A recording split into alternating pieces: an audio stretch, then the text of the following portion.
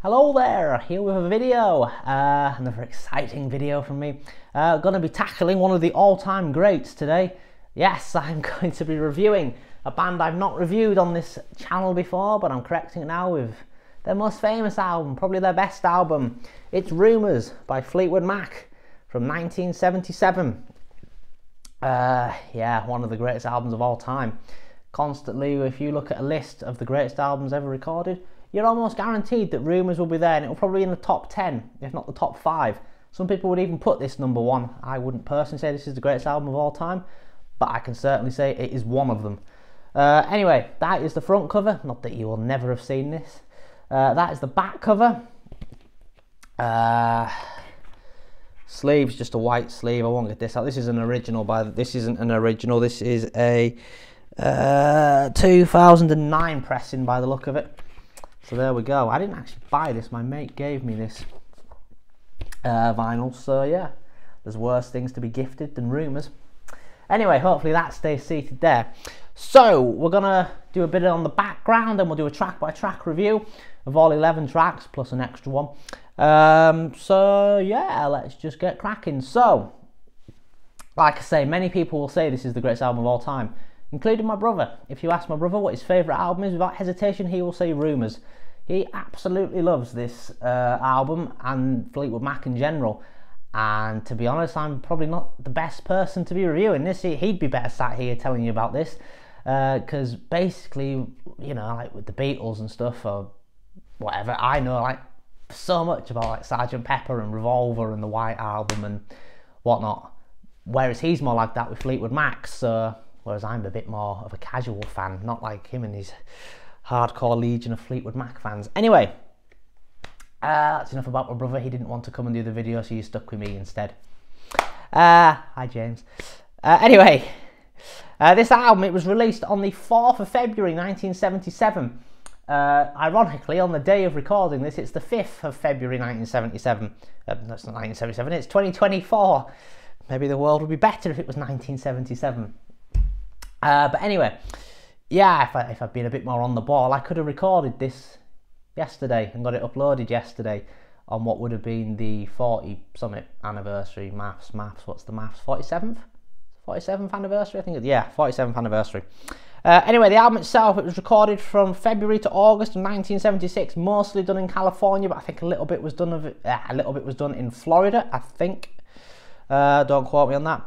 It was produced by Fleetwood Mac, Ken, I'm going to pronounce this terribly here, Ken Kylett, I think, Ken Kylett, I think, and Richard Dashut. Again, sorry, I don't even know if they're both alive, but if they're still alive and watching this, sorry lads. Anyway, one of the most interesting things about Rumours and Fleetwood Mac in general is the story behind this album. Wow, basically. So, if you're watching this, I'm pretty sure you probably know what the background of this album is, the story behind it all. But, like a very brief overview. The band themselves, they were going through quite a lot at this time. John and Christine McVie had just recently divorced, and at this point they were completely refusing to speak to each other unless it was music related. Lindsey Buckingham and Stevie Nicks were having an on-off relationship, and whenever it was off they were arguing like hell. Although I think by the time this album came along, that on-off relationship had finally hit the off switch and it was over. And Mick Fleetwood's wife, Jenny Boyd, was having an affair with his best friend. Jenny Boyd. The Boyds like to have affairs with people's best friends, don't they? Anyway, so despite all this emotional pain, the band still decided to enter the studio and begin work on this album. I mean, imagine having to record an album with your ex and then go on tour with it. And even worse, having to sing on songs and play guitar on songs that your ex has wrote about you. The only satisfactory thing would be then they'd have to do the same thing for you and sing on songs you've wrote about them. But not many people could do that. I definitely couldn't do that. I don't think you could probably do that. If you could, then obviously you're a stronger man / woman / whatever else you want to be than me. But yeah, obviously they put the band first, which is a very respectable thing to do. Now, normally, all this emotional pain... sorry, I can't read, evidently. Naturally, all this emotional pain found its way into the lyrics. Buckingham, in particular, was writing a lot of songs here about Stevie Nicks. Stevie Nicks was writing a lot of songs about Lindsey Buckingham. Christine McVie was writing songs, not so much about John McVie. There was only one, I think, on the album. But we'll get more onto her songs in the background. The album cover itself here, there, obviously Mick Fleetwood, Stevie Nicks. Yeah, it's an iconic cover. What else is there to say? We've all seen it. Upon its release, the album received universal acclaim and often features amongst the list of the greatest albums of all time, as I have mentioned. I think when Rolling Stone last did a list of the greatest albums of all time, I think it was 2020 when they last did one, Rumours was in the top 10. I can't remember where. I want to say it was 6th. I might be wrong, so don't quote me on that, but I think it was 6th. Correct me if I'm wrong. In terms of the charts, the album hit number 1 in the UK, the US, Australia, Canada and New Zealand in 1977. And 4 singles were released from the album. Go Your Own Way was the lead single. That was followed by Dreams, Don't Stop, and then You Make Loving Fun. So yeah, I think that's basically the rundown of the album. I think it's all I've got to say anyway. I don't think I've missed anything off here that I've wrote down. Oh, Lindsey Buckingham, he sort of took lead, I think, on the sessions, and he wanted to make it much more of like a pop album, which I think was the right thing to do, because obviously Mick Fleetwood and John McVie, they were much more kind of into the blues and stuff. Christine McVie, she was classically trained to play the piano, whereas Lindsey, he was just more of a pop rock and roll guy. So yeah, he sort of took the band in that kind of direction, and I think led the band at this point, really. Anyway, I think that's all I've got to say there for the background, so we're going to dive into the track-by-track review. It opens with Secondhand News. Now, I'm going to do this a bit differently because I've wrote down what each song is about, to the best of my knowledge, so I don't normally really do that. So I'll tell you that, and then I'll tell you my opinion on the songs. That sounds exciting, doesn't it? Yeah, so Secondhand News. This is a Lindsey Penn tune. Naturally, it's about the breakup of his and Stevie's relationship and how he doesn't trust her and he cannot live with her anymore, but at the same time he can't live without her. We've all been there. Lindsey, when he first played this song to the band, he just played it as like an acoustic instrumental piece. He had the lyrics, but he didn't play them because he didn't want to get into an argument with Stevie about the lyrics. So that kind of shows the level they reached at that point. As for the song itself, I absolutely love it. I think it's the perfect album opener. It sets the tone of the album perfectly. That opening line, I know there's nothing to say, someone else has taken my place. It just sums up the album. You know, that one line, it sums up the entire rest of this album perfectly. Yeah, Secondhand News, it's a great song. I love it as well when it goes into, I wouldn't call it the guitar solo, but when Lindsey just goes, do it, and then he goes down, down, down, that bit, you know the bit I mean. I love that bit. And the lyrics are great, you know. I want you to know I ain't gonna miss you when you're gone and stuff like that. It's an all-round great song. It's a great opening track. It's a brilliant song. Secondhand News. Right, after that we have the second track, Dreams. This is a Stevie Penn tune. Very famous song, this one. Also about the breakup of her and Lindsey's relationship, except obviously this time it's from her perspective. Now when she initially presented this song to the band, they weren't convinced by it and they didn't really like it. But she managed to convince them to stick with it, and thankfully they did, because out of it came one of Fleetwood Mac's best songs, and yeah, a very famous song. It was released as a single, Dreams. It was the only single to get to number 1, I think, of this album in the US. And it had a bit of a resurgence, this song, a couple of years ago during COVID. There was something going on TikTok, not that I would know, because I'm not on TikTok. I'm part of the solution, not the problem. But yeah, something went on which made Dreams sort of have a resurgence, and then everyone was on about it again. So yeah, that was a couple of years ago. Anyway, the song itself, again, I love the song. It's got such a nice groove to it. The rhythm section in particular here is brilliant. Mick Fleetwood, John McVie, that on top form. It's kind of just drums and bass, this song, with a little bit of subtle guitar throughout from Lindsey. The guitar on it is very subtle, but it really does take the song to another level. Without that guitar, it will be a very different song and it will be completely lacking. So it just goes to show that even when the song is about him, Lindsay can still add something brilliant to it to make it into a great song. Again, that's commitment, isn't it, to your band and your bandmates, especially when it's your ex writing songs about you. Anyway, track 3, Never Going Back Again. This is a Lindsay penned tune, and the song was one of the last that he wrote for the album. It was around the time when he embarked on a rebound relationship, and the lyrics reflect him not wanting to repeat past mistakes that he'd made in relationships, particularly probably his one with Stevie, which I didn't know until I researched this. I just assumed this was another song about Stevie, but it seems to be more, well, I think it maybe is indirectly about her. I don't think it's directly like Secondhand News and Go Your Own Way and stuff about Lindsay, but I think, sorry, about Stevie, but yeah. So yeah, I mean, the song's great. I love the song. It's just Lindsay on his own, just on an acoustic guitar, backing himself. I think he's overdubbed different guitar parts. And it's a brilliant song. Lindsay, as a guitarist, is bloody brilliant. And do you know what? I don't know if this is the right thing to say, but I think he's underrated. I don't see him getting the praise he deserves as a guitarist. You know, like Jimi Hendrix, Eric Clapton, etc. They rightfully get a lot of praise, but Lindsey Buckingham, you never really see him get mentioned the way he deserves.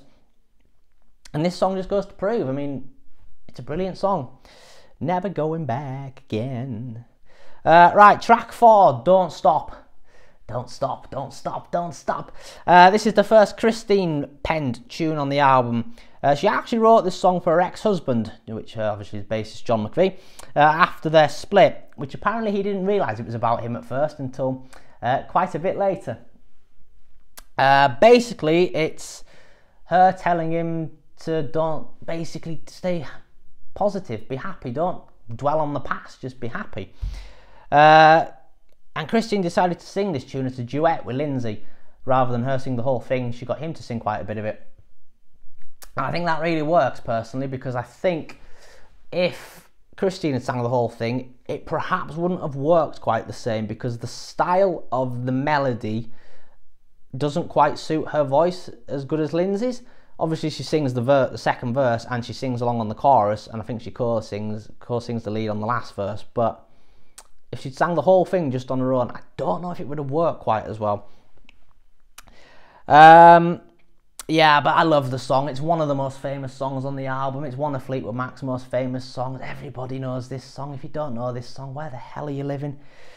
It's just a happy and upbeat song, and it's got such a lovely underlying message. Christine's songs, they tend to be the more positive ones on this album for the most part, whereas Lindsay and Stevie are just having a go at each other. Christine's trying to be a bit more upbeat and positive.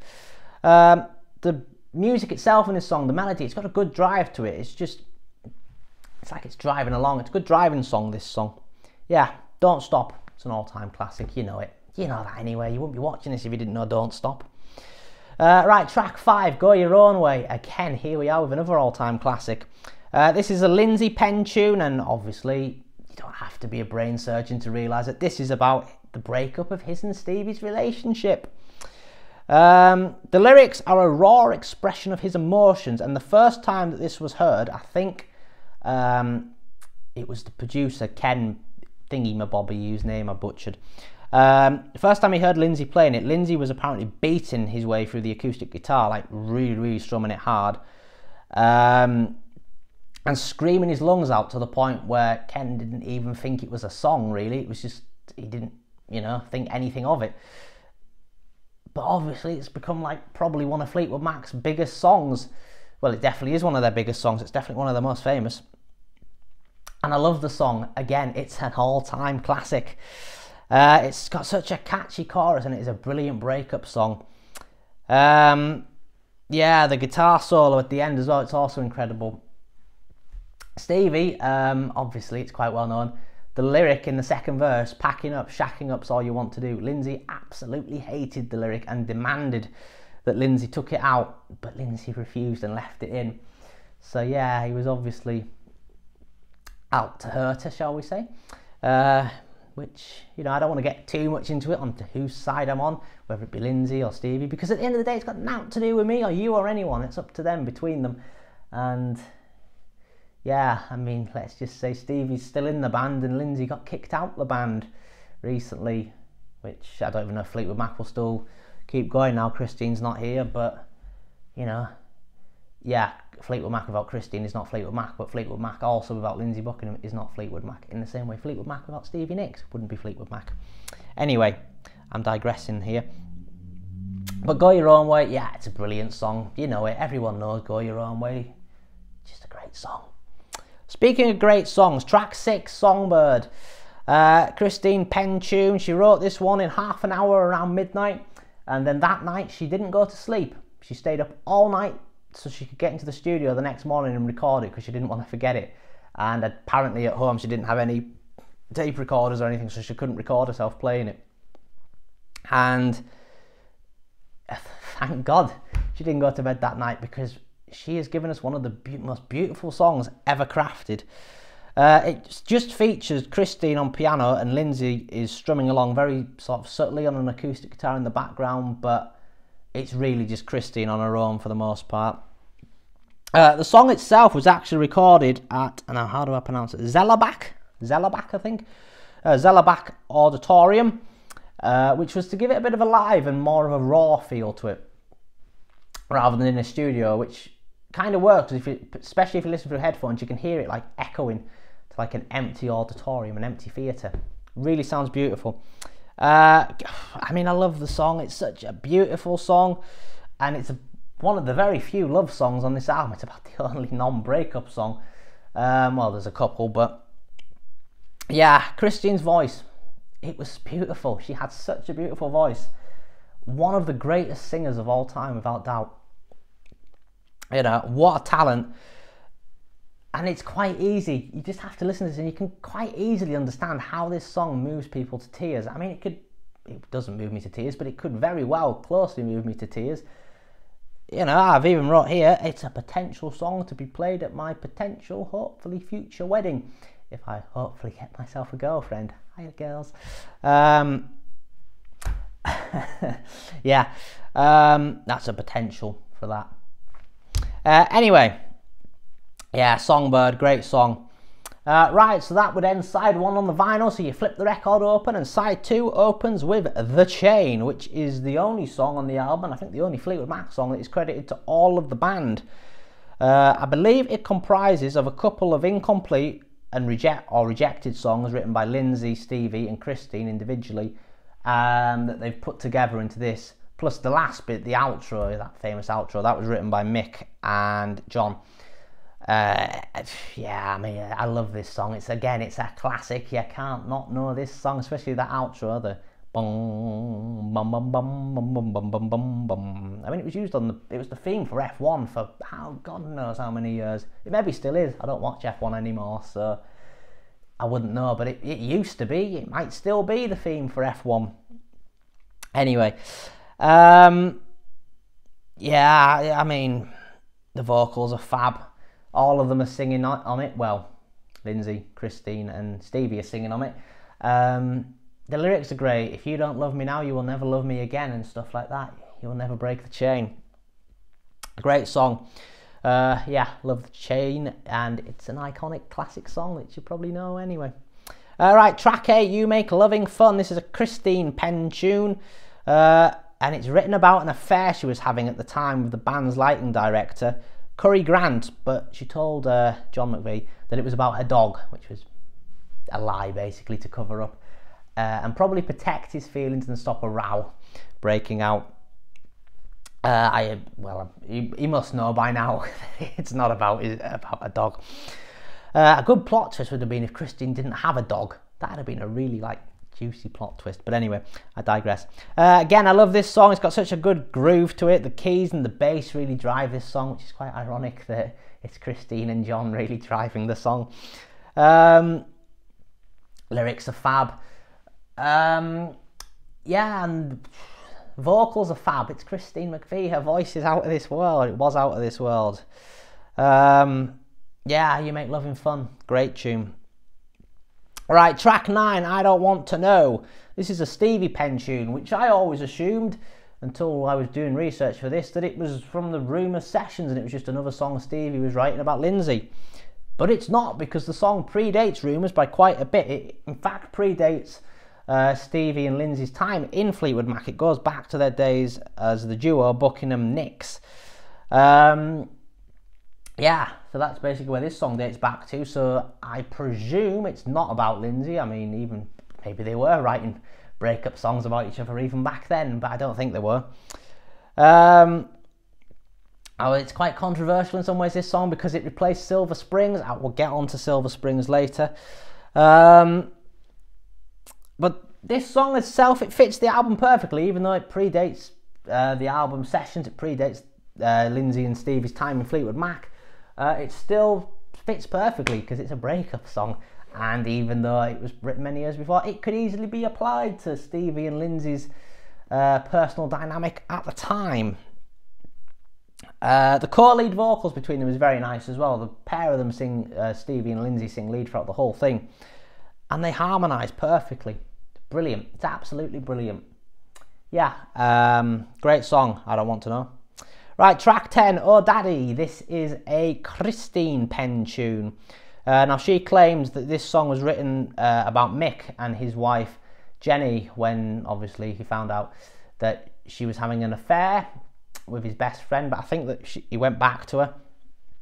So I think it's him going back, that's what inspired the song. But there are conflicting reports that this is actually about the band's lighting director, Curry Thingy, who she was having an affair with at the time. So it could be either one of them. I think if it was about her relationship, her new relationship at the time, she would just have said that. I think she'd admitted to that by now. So it is probably about Mick and Jenny. But yeah, I like this song. If I had to say what my least favourite on the album was, it would be this song. It is probably the one I listened to the least. It's not a bad song by any means, and you know, I just think it's the weakest track of the 11. Something has to be my least favourite, but it's still a great song, and on most albums, if this was on, it would be the best song on it. So yeah. I've wrote here that the song itself kind of reminds me in some ways of Fool to Cry by the Rolling Stones. Just kind of like the style of it. Obviously it's a bit more sophisticated, it's a lot less messy than Fool to Cry, but yeah, great. Yeah, just comparison that I thought came to my mind. And then finally we have track 11, the closing track, Gold Dust Woman. Rock on, Gold Dust Woman. Stevie pen tune. She says this is about going through a bad relationship, doing a lot of drugs, mainly cocaine, and trying to make it famous in the music business. So is Gold Dust Woman about herself? Possibly, because I think she was heavily hitting the drugs and struggling with fame at this point. Plus, obviously, her relationship with Lindsay broke down. So I don't know if this is somewhat autobiographical. I don't know too much. My brother would know better. This song was originally supposed to be a folk song, but Stevie decided to take it down a much darker route and make it into this really moody sort of dark piece of music. It's a brilliant closing track, and it's a contender for my favourite on the album, to be honest.